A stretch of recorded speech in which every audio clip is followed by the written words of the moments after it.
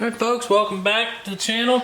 If I can bother you for a second, please go to the description on this video.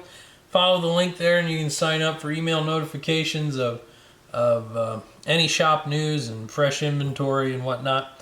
That link I'll try to put in all the descriptions of my past videos as well, so that it is available to anyone who might tune into the channel. Today we've got a pretty excellent game target pistol here.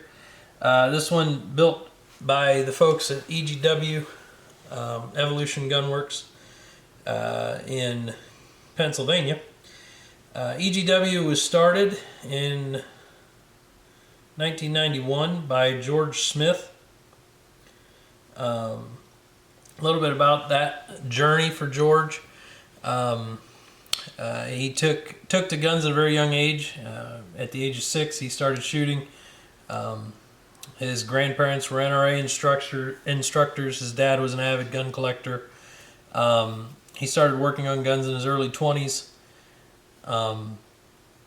He got a job at a gun shop with another gunsmith in the late 80s. And in 1991, he set out and opened his own shop, and that was Evolution Gunworks. Starting out as a small shop with 4 machines in Doylestown, Pennsylvania, EGW quickly gained a reputation for excellence, and they built a lot of competition and carry pistols through the 90s and into the early 2000s. They built for professional shooters like Doug Koenig and Travis Tomase. They've since moved into a much larger shop. They've moved a couple times, but their current shop, I believe, is about 23,000 square feet. They no longer build guns, work on guns. They are now a parts house. George got into the parts business, parts design, and we'll talk about a couple of those on this gun that eventually became EGW parts. In those days, in the 90s, George had one lead pistol smith working for him, and that was Jim Milks, who, when George ceased working on guns, Jim started his own shop building custom 1911s, and that's Innovative Custom Guns. And Jim's still building guns and building outstanding guns out in Pennsylvania. Jim was a tool and die machinist. He hired on with George in '92, so very early on, second year of business for EGW, and worked for him for 17 years. So that takes us, to the early 2000s when they parted ways and Milks opened his own shop. No way of knowing really if this gun was built by Milks or by George. They did essentially the same work under the same banner. Let's talk about the gun.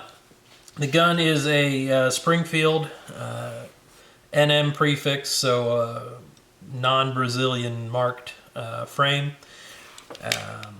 and a Caspian Longslide.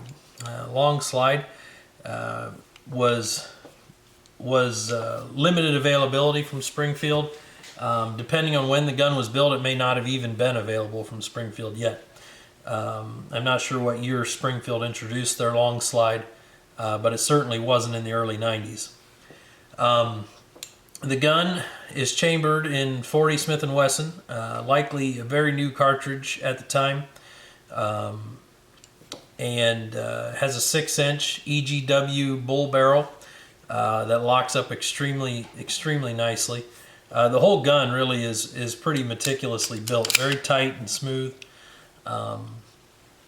The one part that stands out to me on this gun as an EGW or George part is the Koenig style hammer.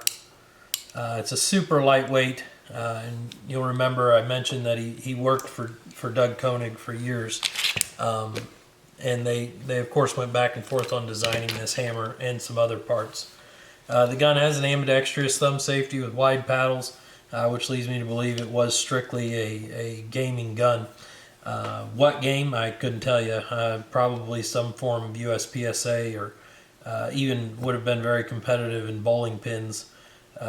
And certainly the gun shoots well enough that bullseye's not out of the question either.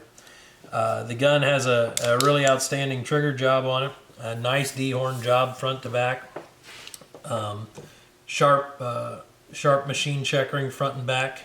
Where's my trigger pull gauge here? We'll snap this thing off. Fiber optic front and rear sights. The rear is a Bomar style.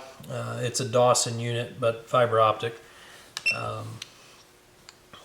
The slide stop, I believe, is a King's unit. STI super lightweight carbon fiber trigger. And we've got a 2.5 pound trigger pull there, which is about what I would have guessed. Super light, super crisp, nice reset on it. Again, the gun is just super buttery in and out of lockup. And what I really appreciate about it, having handled a lot of competition guns and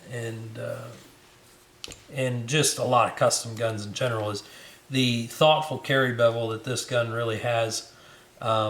Whether or not you're going to carry it, that's something a custom pistol ought to have, is a good carry bevel. There should be no horrendous hot spots on the gun that are going to run you ragged while you're trying to shoot the thing. Really great gun. Rare to see a single stack 40 out there, and certainly don't see too many from EGW. This gun will be coming to market shortly.